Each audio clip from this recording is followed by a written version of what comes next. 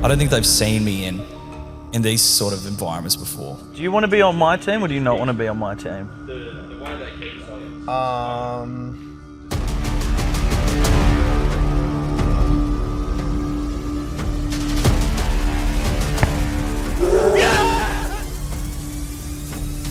There'll be an optimal strategy. I'll unearth it, I'll find it. He could be like the most underestimated, slept-on guy in the whole thing. Or everyone could be right. No one's got more to lose today, don't forget it. One of us will crack, maybe three of us will crack, maybe four of us will crack. I won't miss a penalty if I take him.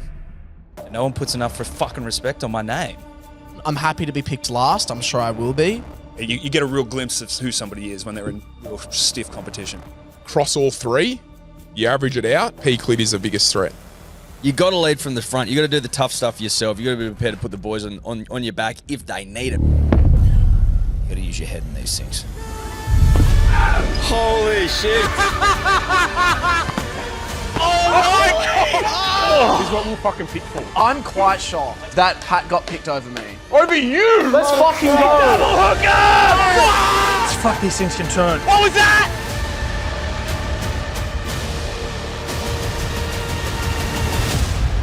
I reckon I'm the best in the office, and I want to prove that.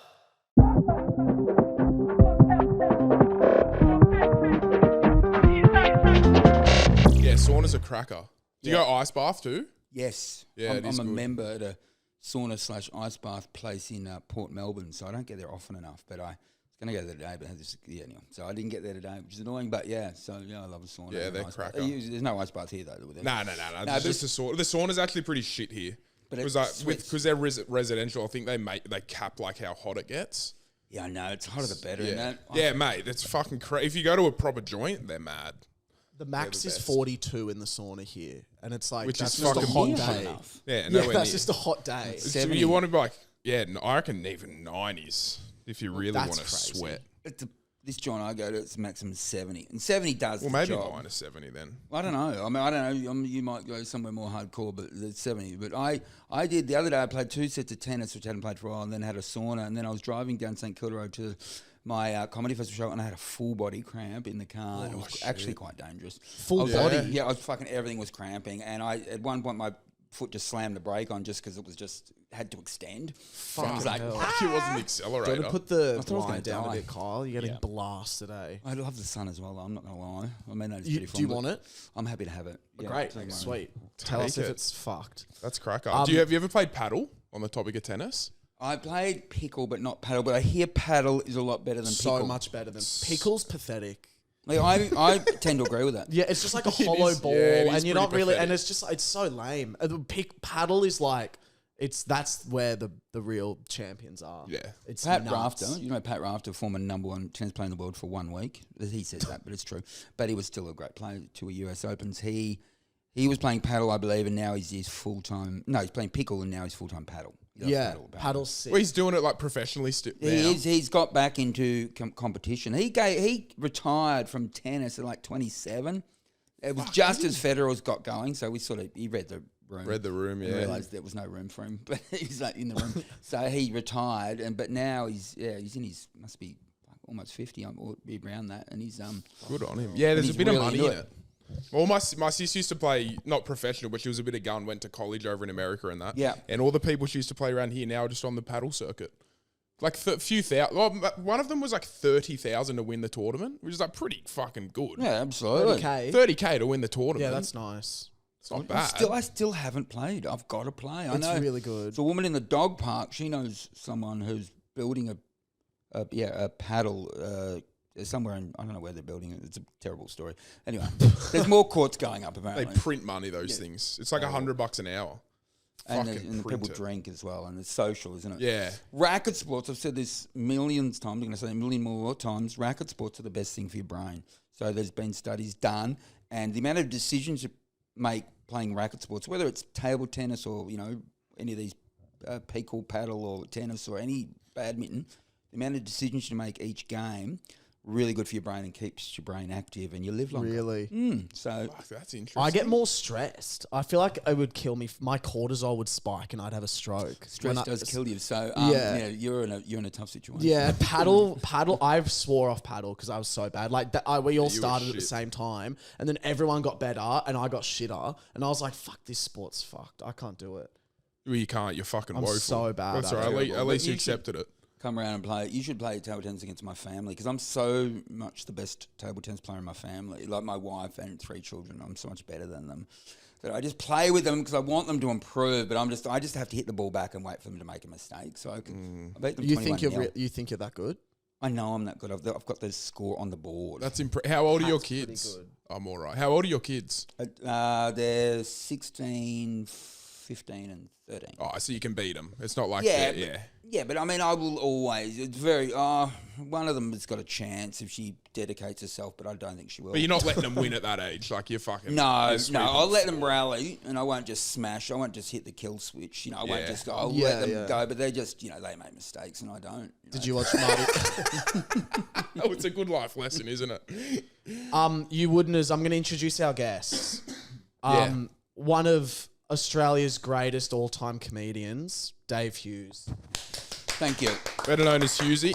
Did you like that intro? Yeah, I really liked it. Yeah, Yeah. I loved it. In fact, so Thank you. so comedy is my jam, and I love it, and as well as racket sports. Yeah, comedy racket sports. Yeah. So let's talk comedy. I'm here for the fest as well. And we were just saying in the lobby that it can get a little bit Hectic. draining. Yeah. Yeah, the month. So how old are you? 27. Yeah, so you're very young in your career, and I'm going to talk like Yoda now. You're my Luke Skywalker. Just relax, mate. I've had years of that drained. I've done 30 of these things of Melbourne festivals, and I've done stand up for 30 years, longer than you've been alive.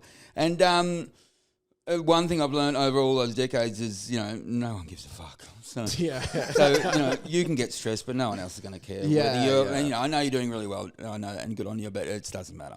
Yeah. So just relax and enjoy it, mate. Seriously, I honestly remember being as stressed as you are, selling out theatres and but finding things to stress about. My wife, and I bet we've been with you 24 years. She's always like, making a fortune. I said, yeah, but I haven't had a good review. It's always finding something to get stressed about. The comedy reviews, I don't understand those. I got a 3-star for my show. 3 stars. And I was just like, it's dead. I was It's like- terrible to you. Yeah. I know. It's like nowhere. It's like putting I you in was like- purgatory. Yeah, Give me I was- 1 star and I can rail against that. Exactly. Or give me 5 stars and I just promote it everywhere. 3's like, I can't put it on because it's... Well, who the fuck judges it? Dickheads. It's such Well, no, losers. But you got to be a bit of a. You got to be a bit of a weird cunt to want to be a judge in life. I think of anything.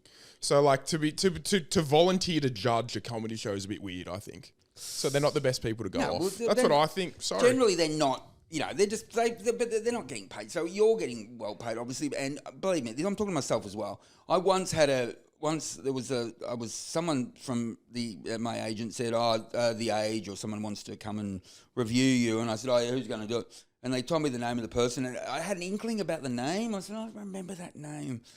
And I Googled, and they'd reviewed my show like 2 years before and given me 3 stars. And I'm like, I said back to my agent, I said, look, that person I think's made their opinion up about me. I don't think it's going to change what they see. And so, is there anyone else they can get to do it? And so my agent sent that back to The Age or wherever, and never heard it back. But then the review came out, and it was from the person I didn't want them to do it, and he had said he'd written the booking fee in the review. Oh, fuck me dead. Like I was the only one who charged a booking fee. Like I was getting that money from Ticketek or Ticketmaster. And then it's like, Wait, really? Yes, That it is was weird. crazy. That's weird. It There was was a really weird. $4.50 booking fee or Yeah, something. blah. And That you've got no it's control probably on. First, obviously we weren't going to give him a free ticket, so it's the first ticket he'd paid probably forever. Yeah, right. And he's like, and the review was, it was just snarky, really snarky. I And it just, was- it was I don't get because they're like a review would be like, oh, Will was really, really funny, but the narrative was missing. And I'm like, go watch a fucking movie then if you want a narrative. Yeah. No, mate. If you had a good narrative, they'd say, there wasn't enough jokes, or that It was was. so crazy. It's and I think the more successful you get, the more likely you are to get. They want to bring it back to the pack, if you know what I mean. So I think that's the case. So this What annoys you when you get a review? Oh God, I really am over it. I don't sound like I am. When they don't say that the audience laughed. But sometimes I would get reviews where they wouldn't even mention the fact, that if you were just hearing the laughter, you thought it was a great show. Yeah. Because everyone's laughing a lot. So when they don't mention that, that's annoying. Even if they don't think you're funny, or they decided you're not funny, at least mention that the audience was laughing. Yeah. And then comedy's very opinion based as well, course so it it's is. hard to It judge it is. off one person. Yeah. because I could watch someone like Kevin Hart, right? He's obviously one of the most successful comedians ever. I just don't find him funny. Right. But you know what I mean? But he's obviously fucking funny to majority of people. But, So imagine I gave him a review, 2 stars. It's like, well, fucking hang on a second, mate. It's Kevin Hart. Even on him, and I was in the same opinion of you of Kevin, and for a long time. And I saw him, but I saw him do the Tom Brady roast. It was on Netflix. Yeah. And people were tearing Kevin apart as well. And I realised that he was just laughing at the fact that people were just going, all your movies are shit. Straight to him. And he's laughing along. Or you're 3 foot tall and you're like, whatever, you're not talented, you're not funny. And he was laughing. And then I thought, oh, fuck, hang on. That's it. He has that ability to laugh at himself. It's really important. And I started to warm to him. Yeah, So it's weird that and I say this about myself. I say this to people who don't like me. I say, no, you just haven't got me yet. I'm going to get you. Before I'm dead, I'm going to get you, and you're going to change your mind. So, that can happen. Yeah. So, anyway.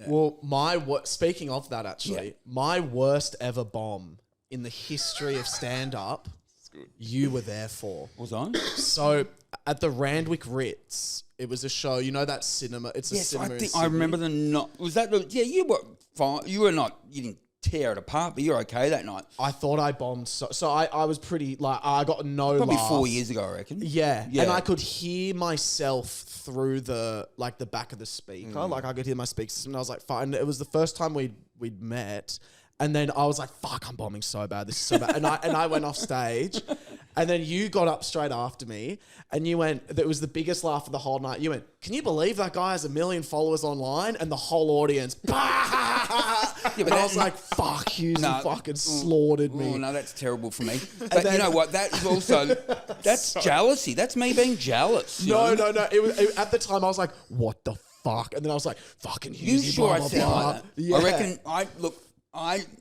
we can't go back because we haven't got a film of it, but I hope I didn't say it in that way that it sounded really nasty towards you, because I know people who've done that to me.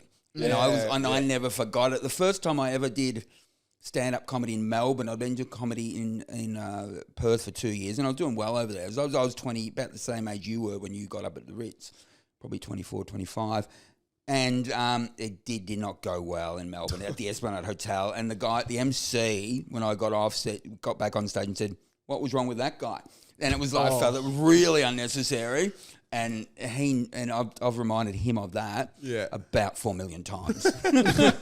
So I'm sorry if that sounded... No, it was funny. No, but I was just... but funny. then we met again at your gen. Yeah, right. And I was like, Hughesy's the fucking best. No, I'll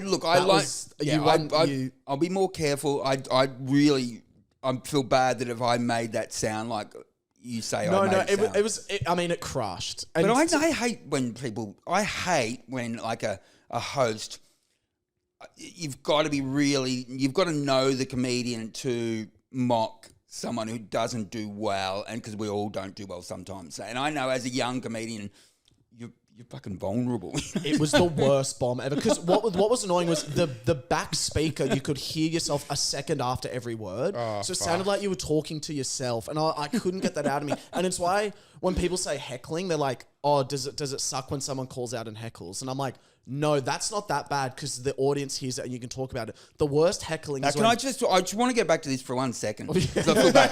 I'm trying to think of my mindset at the time. You know what I would have been doing, and I'm trying to defend myself here. You've rattled him, Will. No, You because fucking I know Hughesy. that, I've probably just been told because I didn't follow that you had so many followers, but I'm like, I've only got like 500 followers on TikTok. Was you on the followers on TikTok? Yeah. Yeah, see, I probably at the time had about 20 followers on TikTok, and I've probably got about 30 now. So the joke would have been more about me and in a way me not being successful on social media. Do you know what I mean? So in a way, I'm trying to sort of. I always want to be the fall guy in most jokes. So anyway, to be fair, look, honestly, it crushed. And you could have been like maybe saying it in a nice way, and then the audience misread it. Who knows? But that audience, and you went on to rip the they're house an old down. audience, so they are.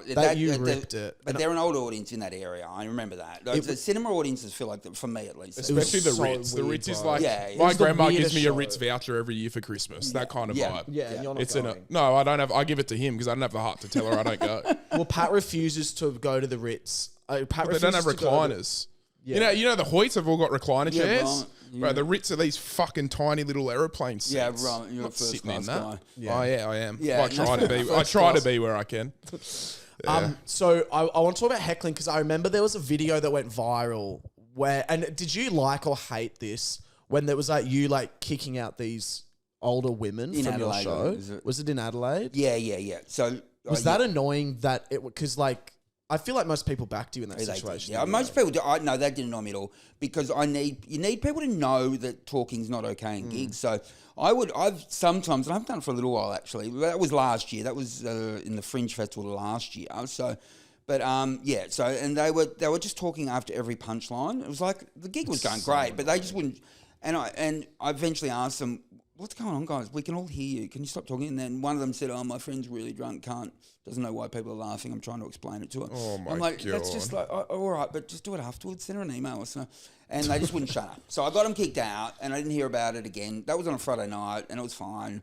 And the gig went well after that. And then 2 days later, I got a phone call from Adelaide Channel 7 saying we've got footage of you swearing at women. I'm like, Oh my Oh God. my God, my stomach would have way to been like, fucking. what the fuck? I know, so I'm like, I don't swear at women. That's ridiculous. I'm even drunk. And then I realised it was from that gig, and I was like, I wasn't swearing. I was just telling them to fuck off. It's not swearing. It's really directional. Yeah, and so, but yeah, and they put it straight. That was an instance of where something goes viral straight away because I had a conversation with the Channel 7 woman, and it was fine. I didn't care. She said, we're going to put it online. We're going to use it, run with it. I said, sure, do you? I don't care. And then literally 15 minutes later, I'm walking down Rundle Street, and people asked me about it. Like, they'd put it straight online, crazy. and it really just blown up straight away.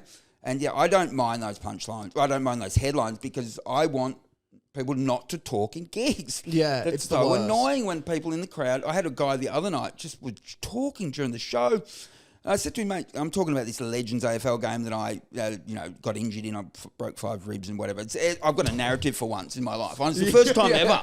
Yeah, Never had narrative. Yeah. And it actually does help. And this is after 30 years. But and then I said to him, mate, did you watch the Legends game? And he goes, yes. And I'm all right. And I said, did you think I got injured? And he goes, yes. And then I was thinking, oh, fuck, you got an accent here. I said, where are you from? He said, Belgium. I said, all right. Do you know who I am? He said, no. So he was just making up. But he was apparently, I think he was asking the person next to him why whatever I was saying was funny because I was doing so many references, like the mushroom murderer references. Where I just go, if my wife's angry with me, I'm a celebrity. She'll probably just drive to the one thaggy area and go mushrooming. And, So you need a backstory. You need to know the backstory for that. And he's probably just asking the person beside him, but I could fucking hear every word. So not every word, but I could hear them talking. Anyway, don't talk in gigs, basically. Or the big answer. The bad one is like we sometimes deal with it as well when like your biggest fans sit at the front and they think they're being supportive, but they're just distracting you. Like, yes, I know what you mean. You'll be like, do you guys know when you do this? Yes. Oh my God, I do that. And you're just like, what the fuck? Like, oh mate, I had a couple of empty seats in the front row the other night, and I said, "Come on, there's people standing at the back. It's not, I'm not, whatever. There's people standing at the back." I said, "Anyone want to sit in these 2 seats?" And they sat in the seats, and then this bloke, an older bloke, and his daughter, and he just fucking thought he was part of the show from that moment on. And I'm like, "Fuck, I've invited this." Do you know what I mean? I've asked him to sit here, so now he wants to contribute to everything I say. Yeah, that was. How would you normally handle that? Oh, I said to him, "Yeah, no, it's good. Oh, fuck, I'll put myself in here, haven't I?" And everyone laughs, And then eventually I said, "Mate, no, we've got to stop this now." So yeah, but there's a lot, isn't it? It's a lot. Are you a fan of NRL at all? Because Pat's a big NRL fan and you're a big AFL guy. I am. I'm a Melbourne Storm fan. I lived in Sydney. I waited to live in Sydney. I did radio in Sydney for like 4 years on 2-day FM breakfast, trying to get that going. It didn't really work, but I did pretend to back for Parramatta Eels for a couple of years, and they got to the final against Penrith. And it so- would have been then, yeah. Yeah, I love down a sport. hill since then. Yeah, it's been downhill since then. But I love sport, and I do love NRL. I'm an AFL guy first, but I love the Origin. I just got an email from someone saying, you want to like do something in Queensland for the Origin lunch. Yeah, right. And I said, yeah, I do. And I was just thinking, I know enough about it. I do. I can carry myself in NRL conversations, and I just fucking love sport. Yeah, and high level sport, and I do like NRL, but AFL is my passion. Would you rather? I got this question the other day. I'm gonna have to try remember. It was: would you rather watch all the sports exist either putting a ball into something like soccer into a net, golf into a hole, or points where you've got to score over the line like NFL, AFL, NRL kind of vibe? Do you know? Like basketball, you've got to put the ball into a hole as such. I'm into doing a target. into something just because soccer's the best sport ever. Football. Yeah, okay. Well, then I guess AFL would be into something, right? Into the posts. So I'm putting it over the line because I'm NRL all day. No, right? It's got to be. It's a hard one for me. I love watching basketball. I've really got an NBA. So Dyson Daniels just followed me on Instagram. Huge. Big moment for me. I Do you know who that is? He's an Aussie basketballer, young guy, right? Plays the Atlanta Hawks. He's on $25 million a year US. Fuck me. That's before all that. It's still a lot of money, but they do get a lot of tax and all their agents take money. But it's still, he's not poor. He's not I'd poor. take it. You take it. So, Jordan Madelard is on like 40 mil or something, the NFL player from Australia. I love He's him. the highest paid Aussie athlete. Yeah, he played for South in like the under-20s. But he grew up near Shep. Yeah, he played for South Sydney in like the that's under-20s crazy. comp, but then he's just a fucking monster. I know. And now he's like the best player in his position. Yeah, Jalen Hurts. So I know sport well. So yeah, my son's also really into NFL as well. So we've bought tickets to the fucking game that's on in Melbourne. Yeah, so I'm coming for that too. I'm going to fly down for it. Anyway, so my wife said, you got to buy him tickets. Yeah, fuck, all right. So anyway, and I went online and then I tried to pay and I didn't have an American Express card. I'm like, the fuck do I need? And that it was a pre-sale. I didn't know about these pre-sales. They do them with concerts like Britney Spears, not Britney Justin Bieber. whatever, pre-sales. And so, so then I enrolled for an American Express card. It only took like a minute. And then the next day, this platinum American Express card turned up literally the next day. So now I'm an American Express I didn't even give them any details. Have they got all my details? Does the internet know how much money I've got? I tried to do that and they just refused. I tried to get an American Express. Yeah, they didn't let me either. really? They were just like, Maybe I nah, am mate. rich. I must be. You must be Yeah, rich. you must be. I'm rich. They sent it before. I'm They not were having like, it. "Here's Yeah. one now." Hughesy, send it. So Fuck the his next details. day, and I fucking bought 2 tickets. So I'm gonna. They don't miss you with the fucking ticket prices for Oh it. mate, it but- was fucking crazy. Yeah, it was The ridiculous, money's dude. pouring out. No, that's I've actually got no cash at the moment, which is annoying. I got a bit of cash, but You a not- cash guy? I fucking love cash, man. It's always cheaper. So would you just go to It's the always ATM and cheaper get for cash cash, out? man. There's my American Fuck. Express card. Do you wanna Zoom feel in on it? that on the cameras, It's Kyle. heavy. Yeah, don't check the number, but Fuck, that's heavy. it's heavy, isn't it? That That's turned up in the really mail. heavy. I reckon That's that was that's six- proper. That was And probably it's just, that's 14 nice, hours And do you after get I points? fucking. Might be less. Might have been 12 hours. That's fucking wild. It Weird. turned up that quickly. Do you get the points? I don't know. Yeah, they're Qantas, mad for that's what points. you You want. get You all want benefits points. from them. I've never You'll be used- flying I don't first fucking use class points. You know what? everywhere. I should be. I really should be. I'm an economy guy though. By the way, I still fly economy all the time. 'Cause Exit row? Go if I can get it, I will. But yeah, sometimes you don't need the pressure of having to fucking save everyone on the plane. Yeah, you know? it's true. Although I had a woman next to me the other day who she was doing what the Belgium guy was doing at my show. They were saying, doing the thing, she's nodding, and the woman said, "Can you speak English?" She's nodding, but she couldn't speak. Could not speak English. They had to move her. Anyway, whatever. It wasn't my fault. I didn't get her moved. It was like, I think she was Chinese, but good on her. And she was there with her daughter, and her daughter could speak English, but Mama can't. Yeah. Sorry, but you're not allowed to sit there. I saw a sad moment where I saw an old couple sitting in the exit row and they actually got kicked out of it. And I could tell their face was like, no, we're willing and able. And the flight attendant Yeah, was but like, are you "You're willing not." and able? And that was like their first moment of like, shit, we're old now. Like, we're really That would old. be disturbing, Yeah, wouldn't it? that's If that's like, the first time. yeah. But it's true. can't In the rare function. chance the plane goes down, I don't want a couple oldies in there. Like, you No don't. way. You I'm don't. going to step Fuck over them, I no. suppose. Yeah, I'd crush them on the way. Absolutely. Well, they've had their lives. Fucking throw them Yeah, out. I'd want you there, Pat, and just pull the Well, that's thing. why I'm there. They don't even ask me willing and able anymore. They just scan me and let me walk on. I get reckon asked- I'm the perfect I get candidate. asked twice. You You willing get and asked for able? me. I'm like, yep. They go, you sure? I'm like, yes. I'm going to Alright, go here to you water, go. eh? Yeah, it's fucking good. So why'd you start comedy? What was the go with that? You've always liked it, or I had a comedy dream from probably the age of 13, I reckon, 12, 13. When I was a kid and there was a funny movie like Flying High or, a funny TV series I liked, I would get my mate and say, you've got to watch this. Or if it was a video, I'd go, come around and watch it with me, and I'd already seen it. I'd still laugh. But to see people laugh along with me was probably the start, where it's just fucking life's funny. And so, and I did a few, grade 6, I did an impromptu sort of play, or it was part of a play. Whenever I get on stage, and I didn't do it much as a child, I grew up in the country, I would make people laugh. And it was like I'd win a trophy at AFL, like, in the under 14s, accept my trophy and get a laugh just with a facial expression or something. Yeah, so I just had that ability to take the piss in situations, and I fucking loved it. So, and it's addictive. Once you get a big laugh on stage, it's so much. You just want to do it again and again. So, so I had a comedy dream from probably 12 or 13. I remember lying in bed one night as a young teenager with all the usual angst of whatever, and just think, fuck, I wanted to be a comedian. I know what I want to do. And I remember feeling grateful at that moment, lying in bed. Yeah, right. Thinking, fuck, I know what I want to do. And I went to uni, and the country town, no one had ever been a comedian from my town, so not professionally.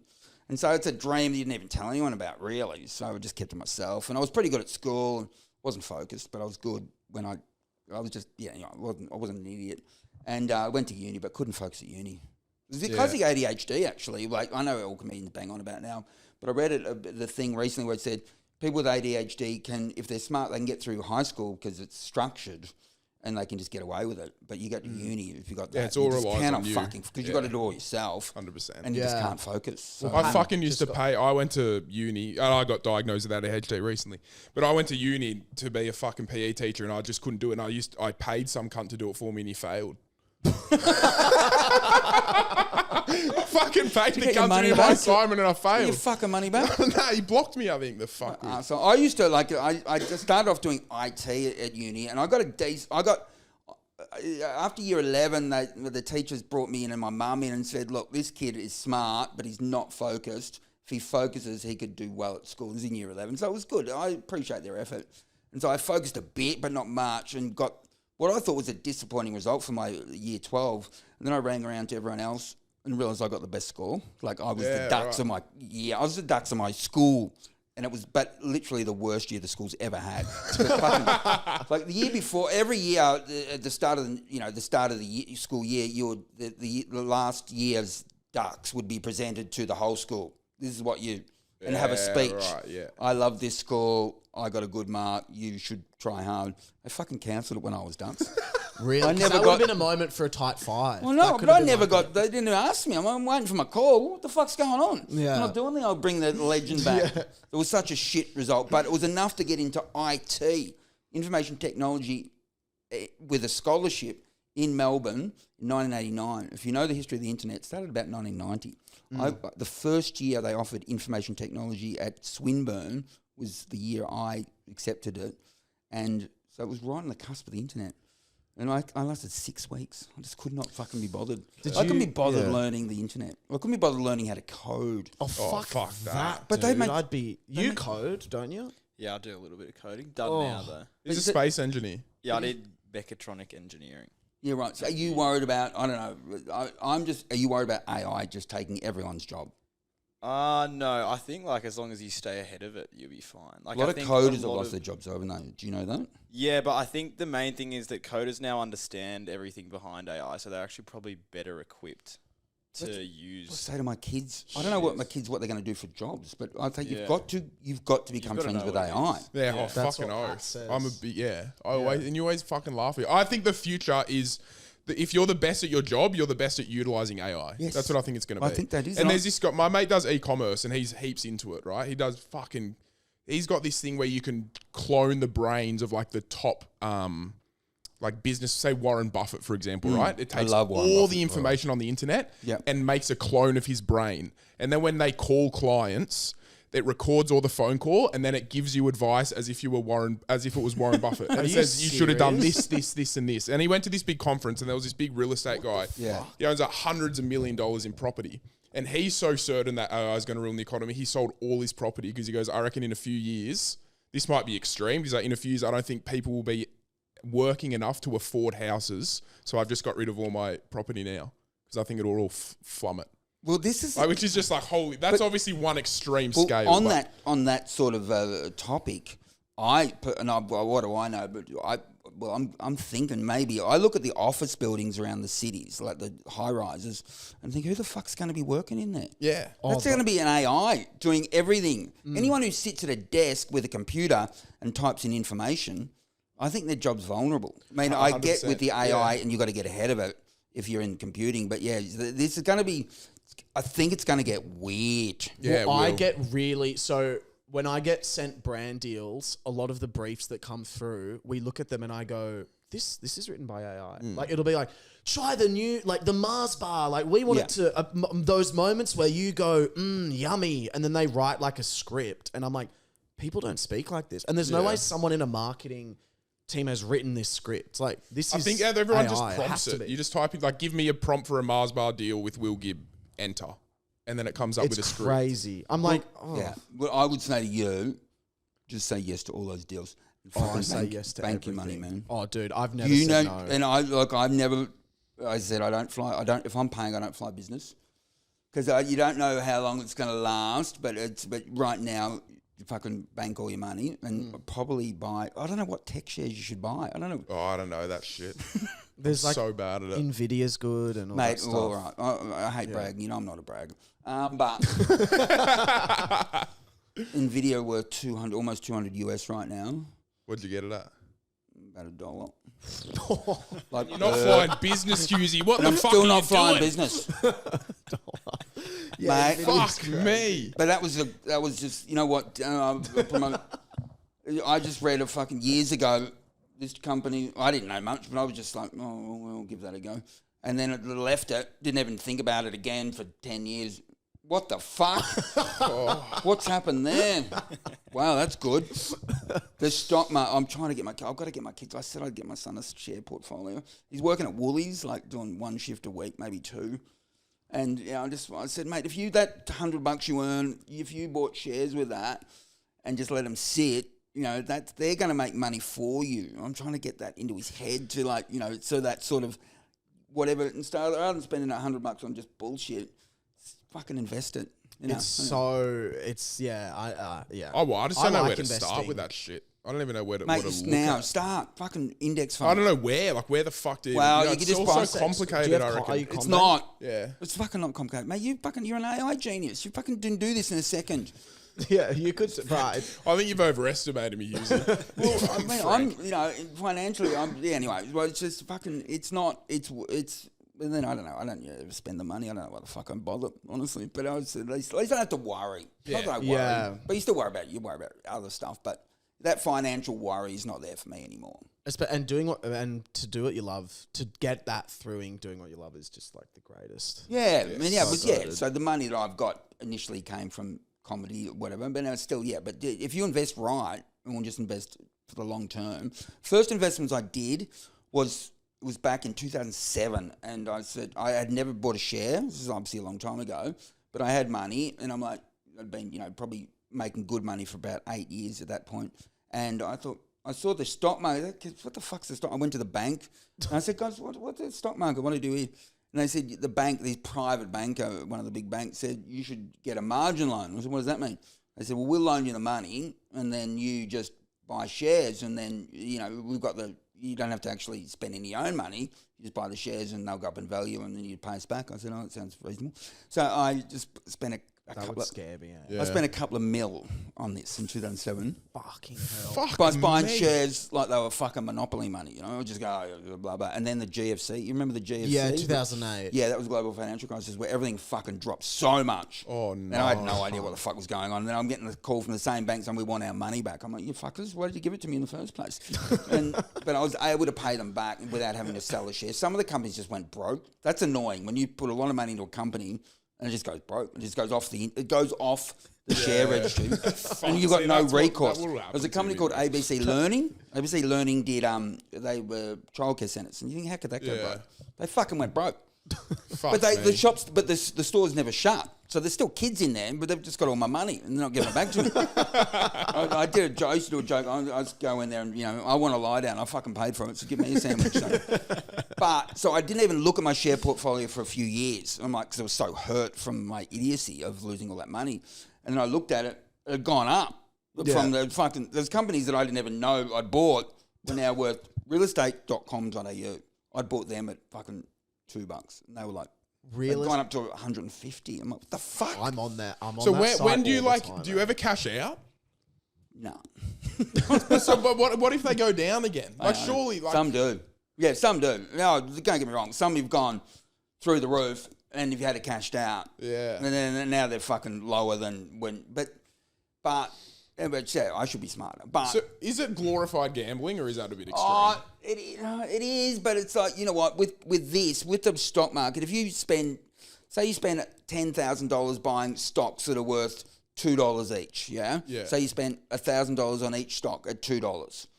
You only need one of them to fucking hit. Yeah. And it covers all the losses. Yeah. You only need one stock to go berserk, like Nvidia or realestate.com in a smaller scale, and it covers all the ones that go broke.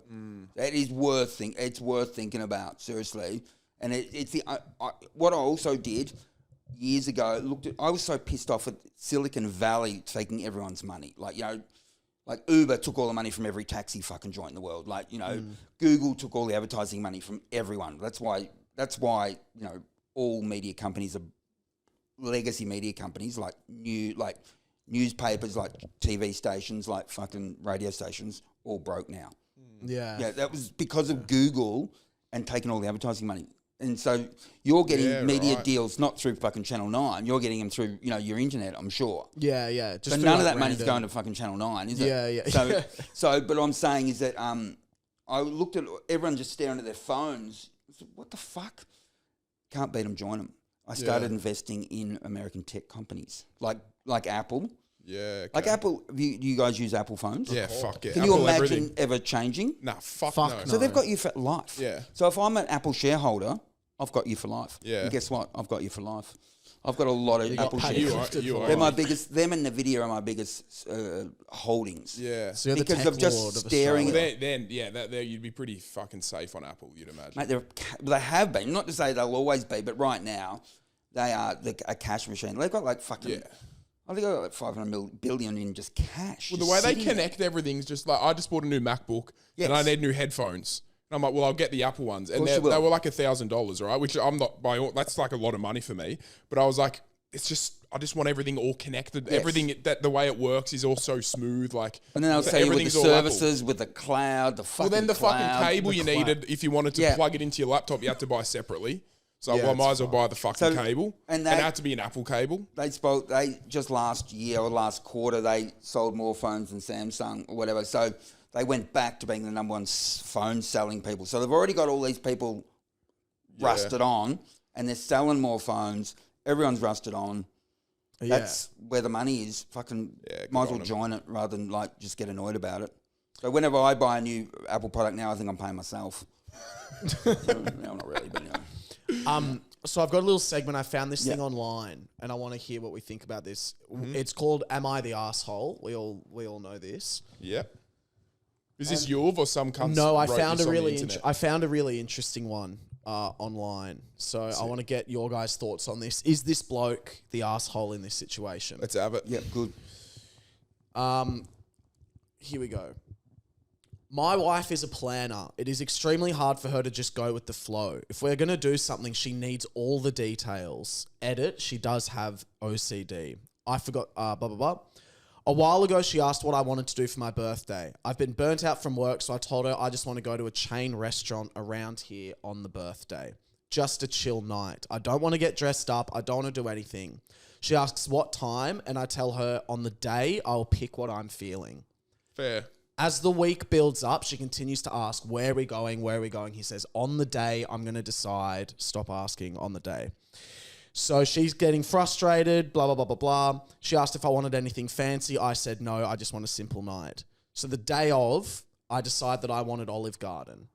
So I go home, I get ready, and she's there dressed up in a nice outfit, ready to go. And she's apparently booked a fancy sushi place in the city. She said it was a surprise and we needed to leave in 20 minutes. Shit. Nothing has sounded so unappealing to me in my life. I told her I wanted to go to Olive Garden. We got in an argument and I went on my own and she stayed at home. When I got back, we got in another argument. What do we reckon? Is he an asshole for not going to what his wife had planned for his birthday? Nah. I think if it's your birthday, it's your fucking day. You do whatever the fuck you want. It's very nice of the wife, but if it's your day, bro, I'll do whatever the fuck I want. I'm a big believer in that on my birthday. Yeah, I think you're right. Yeah, I think his wife needs to not have done what she did. But, but it's, having been married for a long time, I understand how planners get annoyed at people who don't plan. So, yeah, I do think that she shouldn't have done it, what she did, which is books. She went against his wishes, didn't she? And it's his birthday, If it was their anniversary or something, I'm leaning towards her for sure. No, but just the fact that it's his birthday, it's like, let him just do whatever the fuck he wants. She's done. Do you think that if it had been booked, it's the nice thing to be like, okay, well then, like, you've put in this effort, like, I will go to the sushi place. No, but it's my birthday. Or it's literally it's my birthday. I'm so selfish with my birthday. I don't know what it is. I'm always just like, it's my day, cunt. I'm doing it. Yeah, I think you're allowed to be selfish on your I think birthday. you can. I do think, but again, yeah, that's a tricky situation. What do you think of birthday weeks? Are you a believer in a that? week's too long, in my opinion. But I understand. But I also, again, I understand planning. And when my wife loves having a holidays booked. Like, we're going, when's our next holiday? I don't know. Fuck it. Anyway, so she books it. We went to, when we were in Dublin, we'd never been to before, she'd booked, because she loves to fuck. With holidays, she has to book everything. It's go, go, go. It's like a military operation. It's not relaxing. Yeah, I can't do Brad that. Shepherd. Yeah, literally. And so she booked us in Dublin in Ireland. I said, what are we doing today? We're going to the Guinness factory. I don't drink, so I'm an alcoholic. So we're going to the Guinness factory. Let's go watch beer get made. So, but I didn't complain about it because she'd booked it, Yeah. And so I went there and I made my son drink. So he had his first Guinness at the age of 16. So that's good on him. Now he goes to the pub every Saturday night. Still only 16, but So so it's it's a tricky one. So why do opposites attract? Why do people who are my wife, if she never watched a game of sport in her life, she'd be happy. I just want to watch every game of sport. Yeah. She just wants to not do that. But we've been together 24 years. It's fucking weird. I think it's the calmness, right? Surely. It's something about, like, I know that. Well, maybe that's your personal space. Maybe it wouldn't work if you both watched every game of AFL together and you both, maybe that's that gives you your time and whatever she likes that you don't, that's her time. Yeah. Yeah. I understand on holidays and that, because if it's something that it's like, it's both of us, it's got to be a bit of leeway. But I'm so hard on, it's his birthday, bro. He can do what he wants. But a holiday and stuff, I agree. You got to have a bit of lenience. Is there a reason you don't drink, Hughesy, or? I used to be a mad drinker at the age of a young man. So I was just looking at, we're building here in Melbourne, looking out to the I got married across there at the Flemington Racecourse on New Year's Eve 2000 it's around the GFC actually 2007. On New Year's Eve? New Year's Eve, it was cheaper. New Year's Eve. You'd think it was booked out, but it wasn't booked out New Year's Eve. And again, not being a planner, I hadn't really, we've got to book somewhere. Fucking booked the Flemington Racecourse on New Year's Eve. And we saw the fireworks for free, and so they're our fireworks. I'd love a wedding on New Year's. That'd be mad. Yeah, it is good, actually. Because New Year's Eve's shit, I reckon. So, because New Year's Eve is so overrated. There's so much expectation to, like, what are we going to do? But if I've got a wedding, bro, that's mad. Yeah, that is hectic. And you don't do anything, even no matter how old you get, when you don't do anything on New Year's Eve, you feel slightly like a loser. Yeah. So to have a wedding and we're talking about having, so that was, it's almost, is it 30? No, New Year's Eve between 2006 and 7. So that's coming up. We're nearly coming up 20 years, the end of this year. Yeah, we're talking about having a party. And we'll be there. Yeah, fuck, mate. A lot of the people who were at that wedding, we've never seen before. There was some stat that all your friends now in 5 years' time, most of them won't be in contact. Yeah, like the 5-year rule or something. Like, your circle now in 5 years' time won't be your circle. So, I wonder. I could, because I had a circle growing up at college, and I don't really speak to any of them anymore. And that was like from like 20 to Yeah, 25. Yeah, you think they're the most important people in the world, and you're Yeah. dying, you ride or die, and then the fucking 5 years later, you fucking never talk to them. You know, it's Well, one weird. thing that actually depresses me seeing my parents interact with his friends, and it's something that I never hope I get to when I get to my dad's age, is he'll always bump into an old friend and he'll be like, "Oh, mate, how you going? Yeah, good, thanks. We should catch up." You know, let's say it's April now. "Oh, what are you doing in October?" "Oh, I'll let you know, mate. I'll send you my Google Calendar." Whereas it's like, fuck, like that. I hate scares me a Google bit. calendars. Oh, no way. I love playing tennis, as was said, and I just fucking, I want to play now. Yeah, I'll ring yeah, people, yeah. you want to When play you now? get the No, but I can fit you in Wednesday, fortnight. fuck that. off, Fuck mate. off. I could be I might dead not want to then. play then. Yeah. Yeah, so I'm all now sort of guy. That's what it's like. Oh, let's catch up. What are you doing tomorrow? The next, they're always like, "Yeah, got the kids and blah blah blah." That's Maybe. what we always talk about. I know you've obviously been married a long time, but dating is like when you first start dating someone, it's like you go on one date and then you kind of got to wait another week or two. It's like, fuck that, bro. Do you want to see each other tomorrow kind of vibe? Yeah, I know. I'm But with there's you this that. weird I'm not kind with of- the, oh no, you got to wait. You know, you got to, you know, like women, some women, not all women, whatever they go, well, I don't know, they got to, you can't, don't sleep with them straight away, you know, they won't respect you, whatever. I slept with my wife on our second date. And we're still together, so it's a long time ago. Yeah, I think it's such a. I mean, yeah, you met your girlfriend. Yeah, and we just saw each other every fucking day from it. Like as soon as Yeah. we saw each other, like literally every day after, don't need we to just play spent games. time. I don't Yeah, need to fuck play playing Yeah, games. and then fuck you that. got to wait 2 days before the Ah. text. It's such bullshit. It's such Get the bullshit. fuck out of What here about a with that comedy shit. show for your first date? I was in the dog park today, and a woman was there who's got a little dog who's fucking, her little dog. I've got a bigger dog, Ginger, who just loves wrestling with other dogs. God, I love her interacting with every dog in the park. And this woman had a really little dog. The male dog was still got his testicles and was trying to rape my dog. And I was cool with it. And but Ginger was cool with it as well. Like she was cool. She wasn't the one to get raped, and she turned around and said she didn't get raped. Yeah. But she was cool with the interaction. Do you know what I mean? So Yeah, yeah. And so my dog could have killed her dog in like 2 seconds. Just one bite. I've got a photo here. I'll show you the photo of the two dogs getting at it. But why did I bring that up? What was were that we saying? talking about? Interacting. Dating, happened there? fucking on the second day. Oh, yes, comedy show. shows. Anyway, the point of the story is that the woman was going to be on a first date with a guy, and she wanted to go to a comedy. She wanted to take him to a comedy show. And I said, well, come and see me. You know? She's like, does he want to pick? I said, don't let him pick. You fucking pick. Anyway, so I was doing some self-promotion in the park. And yeah, I think a comedy show is a good thing for a first date. Do you I reckon? had a couple on a second date. Yeah, I don't at mind my second show. because first I want to get to know him a little bit more. Yeah, right. Because you can't really do too much. I No, guess that's if you go for a true. drink before, I think it Yeah. is good to understand their humor, which it would be good from a comedy Yes. show. Because that's a Yes. huge. If you don't have the same humor, But also that fuck you, me. that you are. I think of having. We need to be someone who thinks life's funny. You don't want to be someone 100%. too fucking Well, serious. this person, the guy was on a date with this person, and she did not really seem to be much fun. Like I said to, Yeah. I was going to get him on stage because I have a bit where I get an audience member up, and I said to her, "Would you get the ick if he gets on stage?" And she goes, "Yeah, don't get him up." Like, fuck. and I Yeah, was right. like, So "Oh, she's not okay." playful. So Yeah. that's Ginger, and that's the little dog. That little dog looks bigger in that photo. Wow, yeah, that looks like an airwalk almost. Yeah, so that little Yeah. dog was above Ginger, and Ginger stayed on the ground and let that little dog think that it was dominant, but it wasn't. Yeah. But that little dog swaggered away from that into altercation, thinking that Ginger's ripped. No, Ginger's so ripped. Yeah, Jack Russell? No, she's a 46% greyhound. When we got her as a rescue, we thought she was a whippet, but she just kept growing. And she's strong, and she's just a great dog. And she loves chewing on other dogs' necks. She just loves it. Attack.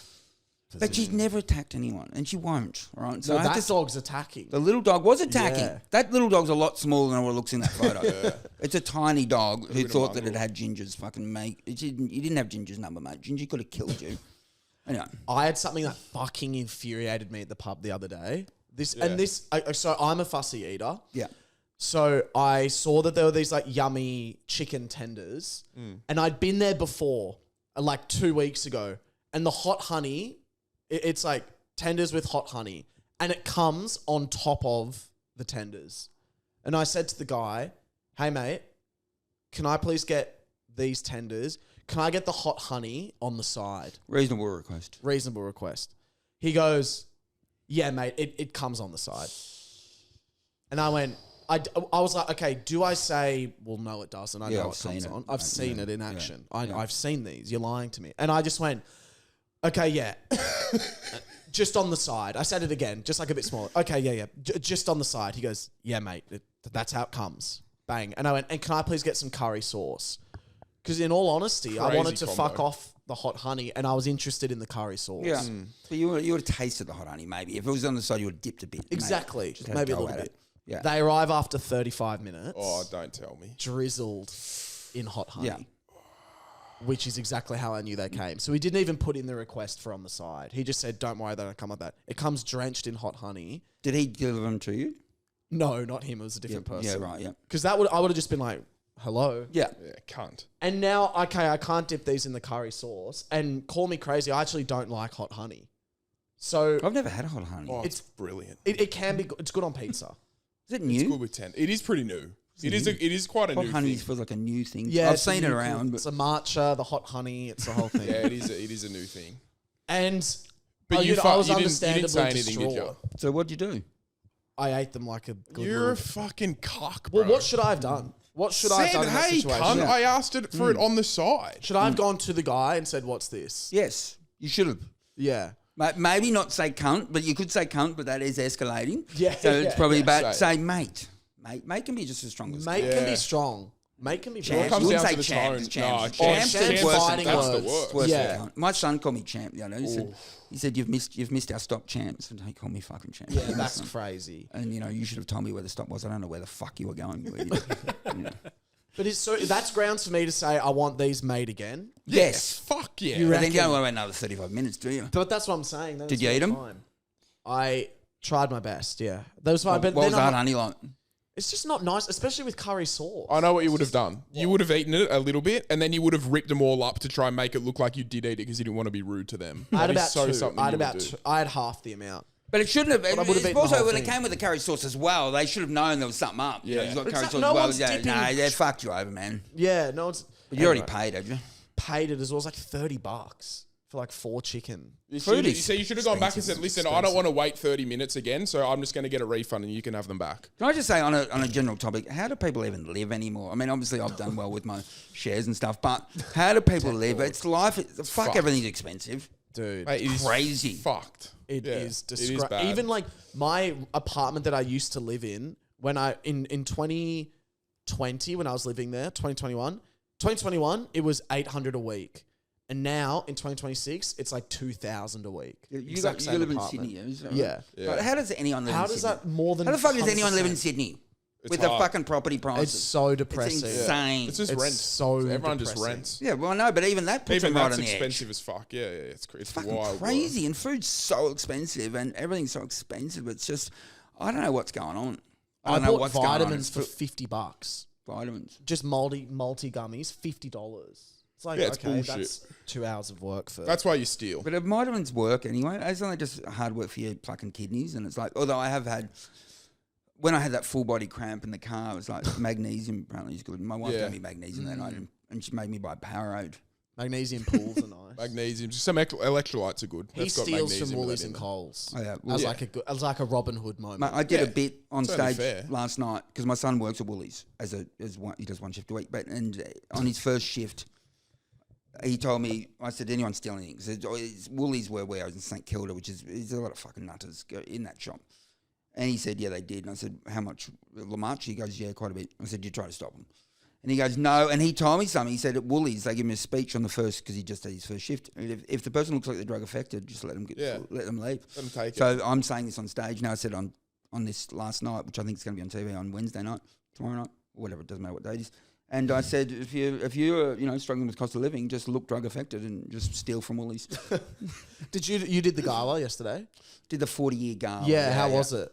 It was good, actually. You know what? And I sat with my wife in the second half because she came along, had one speech. She rarely comes and sees me, and that's fair enough. We've got 3 kids, and she couldn't give a shit. But she said she wanted to come. I'm like, oh, sure. And so she sat, and I thought she only had 1 ticket, but there must have been some spare seats, and they gave her 2 tickets. So in the second half of the show, I was towards the end of the first half, and I sat with her for the whole second half of the show and enjoyed it. Yeah. I enjoyed comedy. which I haven't really I done. find that so Do you, hard do you to have do. like who's your goat of comedy? Do you have one person who you're like, fuck, they're just the best? In the history of comedy, the person who inspired me before anyone else was a guy called Sam Kinison, an American guy who's dead, died a long time ago in a car crash. But he was he was on drugs. In the crash? I know you would have been on his head probably. Yeah. But if you Google Sam Kinison, Kinnison, I think, or the spelling might be wrong. He used to rant about his life, and he was if I learn to fuck really good, I won't have to give half my shit away every fucking 5 years. just a funny.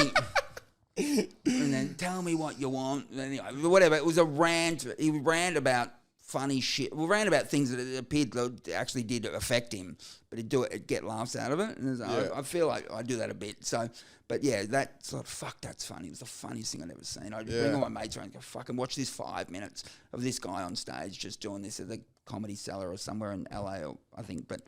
And it was So Sam Kinnison's the first person who that fuck. That's funny. Yeah, right. But apparently he got really famous really quick after those rants, and then just got so on the drugs and just lost the ability to come up with new material. Yeah. Did you have someone who like motivated you to do comedy? Not really. I never really found stand-up that funny. I don't either, generally. I like Dan Rath. Yeah, he makes me very laugh good. all the time. No, he's very good. Absolutely. But other than that, like I struggle to like really. I mean, I think it depends. Like some people. Yeah, look, it's. But again, last night sitting in the audience, I was. It would have been a I'd wholesome had a vibe. little bit of marijuana oil. I'm not going to lie. One of the other comedians gave me. I won't name her, but I appreciate what she did. And so so I do have a little bit of marijuana oil. Oh no, I have a gummy occasionally. Probably more than occasionally. We're gonna. I injured my shoulder 2 years ago, and I was so fucking sore. I ripped my shoulder off the bone basically surfing, and it was the surfboard hit me. My own surfboard hit me from behind. It mugged me. Your own board from behind. Yeah, because I was at the Gold Coast doing a surf lesson with my family, and I fell off my board. And I remember in the preamble of getting out into the water, they said if you fall off, fall backwards. I didn't even know why they said that, but they did say. I know they said that. But when I fell off, I fell forwards. I fell forwards, and I stood up because I had actually stood on that board for like 2 seconds. Like I finally surfed. I was standing up while the wave was It's hard to control a fall. And so anyway, I did fall forwards. Well, yeah, but so I went, wow, that was great. My board's behind me, and it's tethered to me. So if it takes a wave on its own, there's only one way it can go, and that's towards me. It fucking smashed me from behind and unhinged my shoulder. The most pain I've ever had in my whole life. I was on the beach for 90 minutes because we were waiting for an ambulance. It was New Year's Eve, in fact, my wedding anniversary. Waiting for an ambulance. The Gold Coast had never turned up. So I'm crying. I had a guy, a surf lifesaver above me with an umbrella.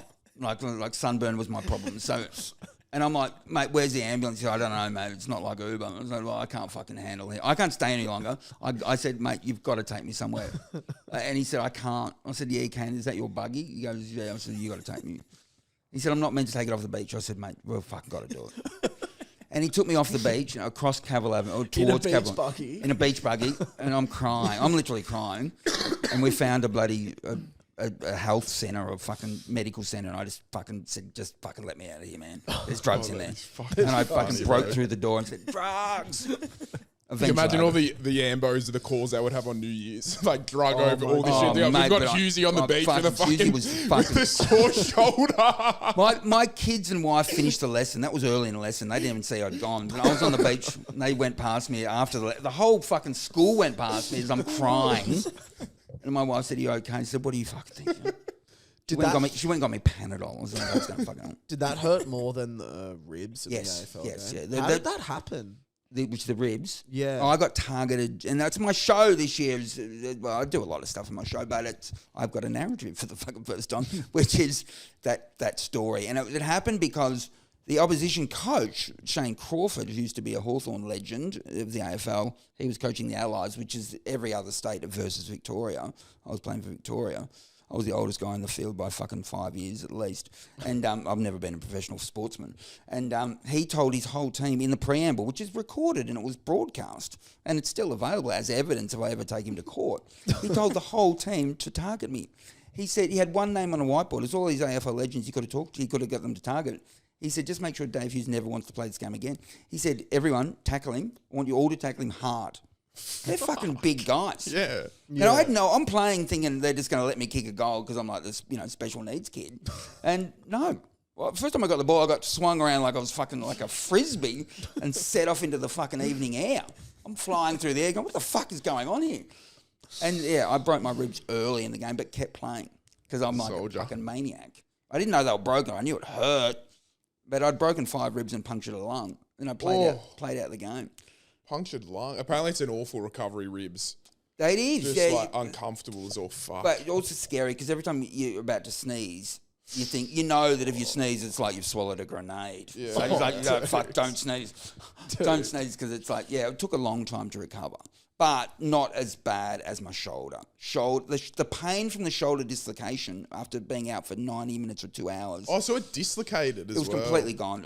My hand's still fucked. I've got pins and needles in my hand to this day. It's 2 years ago, over 2 years ago.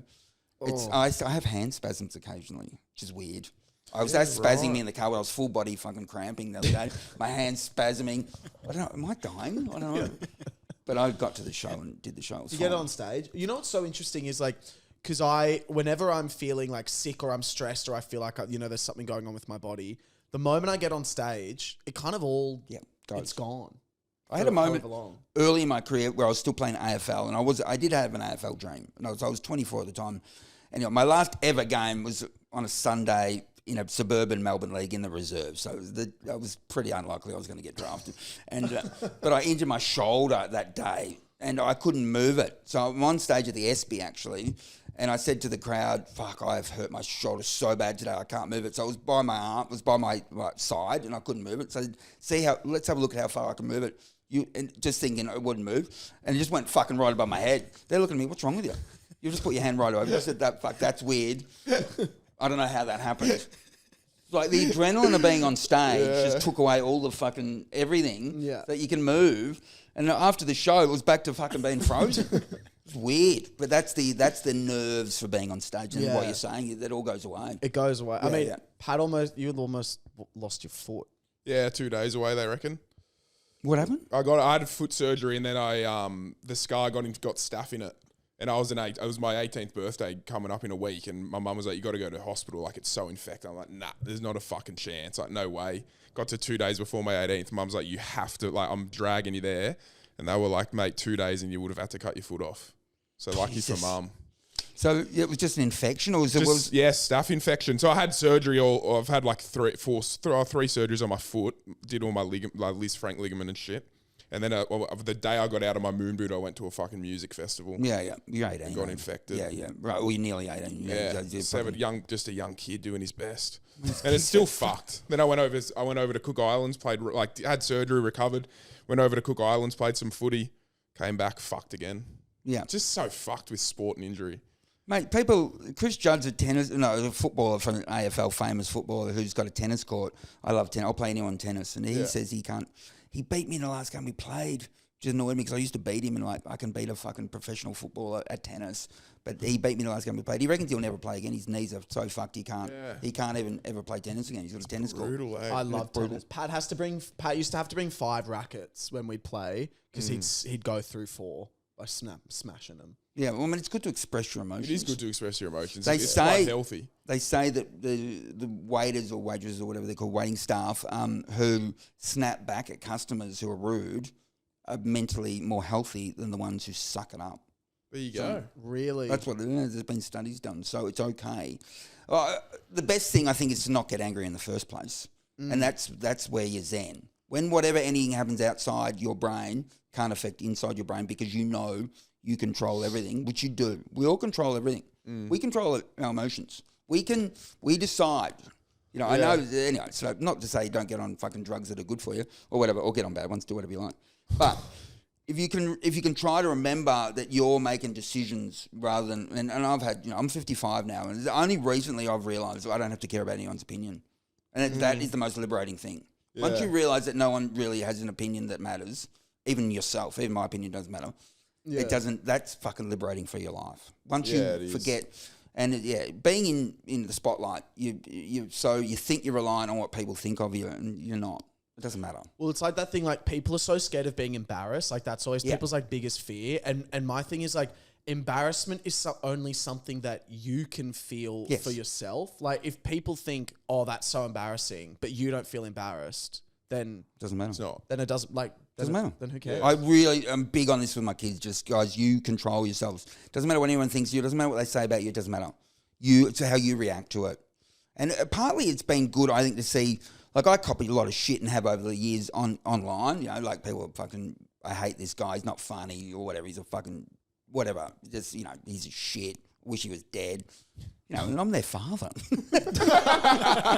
So if they realise that I see that and it doesn't worry me. Like I laugh at it, and I think that's healthy for my children to see that it's your reaction. It's not what happens. So I'm all for, like, you know, they say keep kids off online, but you know what? You're gonna get hurt people, and there's fucking hurt people everywhere. And the only way to lash out for a lot of them is to slag other people off, whether they're famous or not. So it's all about, they're slagging off because they're fucking struggling, you know. So forget about what they say, you know. And anyway, I reckon kids should be allowed exposed to the internet, and it's like cold water therapy. I can go in cold water now because I got used to it. Yeah. You know, and so I don't give a fuck now about going in cold water where I used to, but no, I got used to it. So when I first was famous, you know, the only real negativity I get would be letters to the editor. I remember Eric from Echuca wrote a nasty letter about me in The Green Guide back in probably fucking 2003, and it hurt me. And I thought, can't wait till someone rebuts what he said about me in the next week's letter to the editor. No one rebutted it. Fucking really annoyed me. So I got my wife, was my girlfriend at the time, to get a fake email. I said, fucking, we're writing a letter saying that I'm good. And she said, she was a journalist at the time. She said, I fucking shouldn't do this. She was a journalist of the Herald Sun. This is for the Age. I said, no, just write a fake one. You know, fake email. And so I said, just say, Dave Hughes is really good, actually. And you know, no one should be negative to it. And they printed that. So and I said, look at that. Frame it. That's good. Have you had much to do with Carl Barron? Why doesn't he do any of this, like the comedy fest? He's like I think he's fucking awesome, right? Mate, he's my you favorite. And millions of people do. He doesn't need to do anything. He's just so elusive. Yeah, well, you know what I mean? Like, no, of course, mate. Fuck, I know what he meant. I know. Look, I'm fucking doing a basement comedy club, and he's doing fucking 30 shows at the Palais. You know, he's ticket selling, and there's surveys that are saying I'm the fucking second most popular fucking comedian in Australia. But it doesn't convert to ticket sales, which annoy. Anyway, whatever. Don't get me started. But anyway, he doesn't have to do fucking anything. Yeah, okay. And just sells out fucking tickets forever. It's incredible. So why would he? Yeah. Why would he? Well, it's selfish because I just want to see him. No, but then you'd stop fucking going to see him. Yeah. Do you know what I mean? True. Yeah, that's true. He's limited himself to just doing stand-up. Yeah. Which means if you want to see Carl Barron, you got to go see him. But with me, I'm like fucking, I'm on this podcast, you know? I'm on every podcast. You can see me everywhere. But he doesn't do festivals and that either, does he? Doesn't need to, mate. He just does his own fucking... Mate, he doesn't festivals take such a chunk. But also he doesn't need to. He doesn't need to do anything apart from fucking... He meditates a lot. And I saw him at the Logies last year. I said, what the fuck are you doing here? His girlfriend, who's a TV producer, was nominated for something. So he was there. Right, okay. But it was like, yeah, mate, I'm like... I did a show once in the lower town hall, the Melbourne town hall, and I'm like getting photos with people afterwards, and then fucking Carl Barron's lined up to get a photo. I'm like, what the fuck are you doing here? He said, no, I just want to see your show. And I'm like, well, good, but fucking, I have some of your audience, mate. I fucking love him, bro. See that? Yes, exactly. Yeah. That's the fucking that vibe is why he's fucking sells so many shows. Yeah. But if he was on everything, you'd be used to him, because I tell you what, familiarity breeds contempt. Yeah. So you're like, oh, it's like someone's like wallpaper. Well, I'm talking about myself here, but here I am. That's a good point. TV is interesting. That thing that we did was the first time I'd ever done TV. Your gen.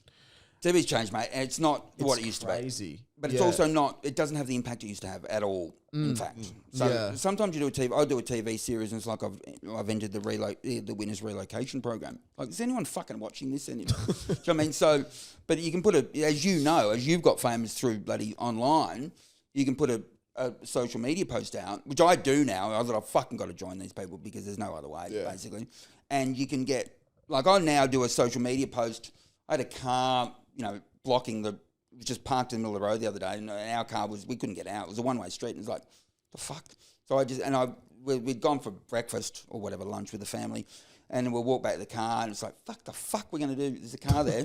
So we walk back. My wife said, let's go shopping. She's very fucking relaxed about everything. Let's go shopping. So I went back. She was like, hang on, that's a fucking, I should fucking film. So I went back and just with a camera, with a phone, we want to go home, but look at that car behind us. And just like 10, 15 seconds. Now that's over 1 million views, which is a lot for me. And, it ended up in a news.com.au article. I got people in the street asking me about it. People text me about it. I could go on a TV show, get makeup, and fucking, edited it all the wazoo, looks perfect.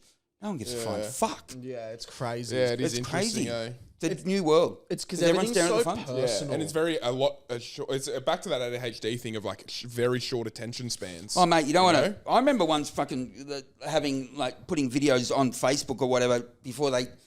Facebook got everyone to put all their videos on Facebook or whatever, and it was you'd get fucking millions of views or whatever, and then they just changed that you want views now, you got to pay it. So fuck, I didn't anyway, whatever. But I was going, oh God, that's been clicked on 4 million times, that video, and like it goes for 5 minutes. That's good, isn't it? And then I looked at the average time of viewing, like 4 seconds. Yeah, it's crazy. It's fucking wild. It is. If you can do a 20-second video that has an average viewing of 15 seconds, you have fucking smashed it out. Yeah. It's crazy. I've even just started YouTube recently, doing like YouTube stuff for personal I haven't done stuff. YouTube. I know that YouTube's where all the money is. Yeah, and I've not done. You do YouTube? Not really, no. I've just started it now. You can apparently make money on YouTube. Yeah, I've not done it. It is, but you do have to do big fucking numbers. But the same thing, speaking to a lot of successful people in YouTube, they're like, dude, if you get like this % watch through rate, and it's so, I'm like, to me, I'm like, bro, that's fucking awful. Like, no, that's a good number. Like, just because the attention spans are so low. Everyone has so many fucking options. You know? Exactly They've right. been fucking, like, there used to be, I grew up in a country town where there was two TV channels. That was it. The ABC and one commercial channel. That was your only portal to the outside world, basically. Two channels.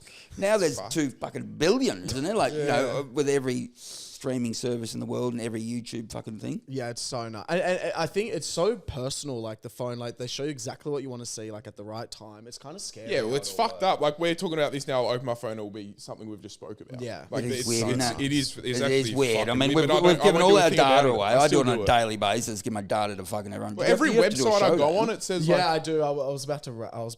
What time? Yeah, you have to be somewhere, don't you? 5 minutes, I got to leave. Yeah, fuck yeah. Yeah, but every site you go on will be like, do you accept these cookies? And you're just like, Like, yes. whatever, You know what I just mean? show me Like, what fuck it is. knows what I the accept fuck's a everything. cookie? Yeah. You know what I mean? It I probably know. gets all our data. I accept it all. Yeah. Well, Same. They probably have all our shit. I had to spend $8 to get the fucking review from The Age that gave me 3 stars. Yeah, I'm like, that's do you want to tough. see it? Unlock the thing. You just put in VPN Fuck proxy. You get around the paywall. Really? That's one I've learned recently. I had to fucking put it in. I spent $8 to see 3 stars. Well, you I was get, like, but you get material out of it. So I can say when I Yeah. get when people are negative towards me and it hurts my feelings, whether it's a review or someone in the street or anyone, it hurts my feelings. Whenever my feelings are hurt, I get material. Honestly, whenever someone, the nastier someone is towards me, the more money, the more fucking laughs I'll get out of it. Definitely. It still hurts, don't get me wrong, and I don't want them to do it. Yeah. But they do it, and I fucking get material out of it. Yeah. So there was a funny one the other day. I'm walking in. I know you've got to go, but I'm walking through a bloody back street of St Kilda. There's a middle-aged guy fucking spray painting, and I think it was a wall that I think you're meant to spray, but I think he was being paid to do it. So I'm not saying he was just, but he was middle-aged with a fucking spray can in his hand. And I walk by, he goes, Hughesy! Hey, mate. He goes, you're hilarious on... No, he said, you're hilarious. He said, you're hilarious. And then there was a beat. And I'm in my brain, TV, radio, stage, podcast or an Instagram. And he goes, back in the day. Fucking killed me. fuck that. Back in the day. It just killed me. I'm like, oh, that's still tough. going. But even I get that. People go like, do you still do videos? I'm like, yep, still doing them. It's been 4 years and I lasted 4 years. I just get called Will Gibbs mate all the time. That's what Classic. Yeah. Fuck, there's always, again, back to like, just don't take any of it seriously. None of it. Nah, it's Fucking, so I have fun, for yeah. years. I took it way too seriously. Yeah. Like, the guy who wrote the review was like, who gives a fuck? Even he said to me, why do you care? Because this guy wrote a review and the guy put the ticketing price in. I eventually had a coffee with him one day, a year later, or 2 years later. He says, why do you care? And I thought, I don't know. Yeah. It's almost just funny that where I'm in this situation. I'm like, this is hilarious. Like, write it out, see what happens. Like, it's just funny. I can't Mate, believe it this is. is my life. Everything is funny. Yeah. Everything is funny. And the more shit that goes wrong, the funnier it is because no one wants to hear about your success. Yeah, exactly. No, they want to hear about fucking your failure. You know? Yeah, and yeah. So, and that's, remember, your failure makes everyone happy. Yeah, that's a great way, I think. Thanks so much for coming on, Hughesy. Oh, promote your shows. Yes, around Australia, davehughes.com.au. davehughes.com.au. Come and see me live, people. So a lot of people go to my shows go, oh, I was dragged along, I didn't think you're funny, but now I do. Yeah, I was always fucking funnier, mate. I'm funnier than Carl Barron. He can fuck off with his fucking $1 zillion fucking tours. Come and see me in a basement. And our tickets are on sale today as well, if you want to promo them for us. Go see these guys. They're fucking brilliant. Everyone's brilliant. Thanks, But our guys. tickets are on sale tonight, 6 p.m. for our podcast tour, so fucking get on there and buy them. But I go them straight away. And then when they sell out, fucking come see me. Cheers, guys.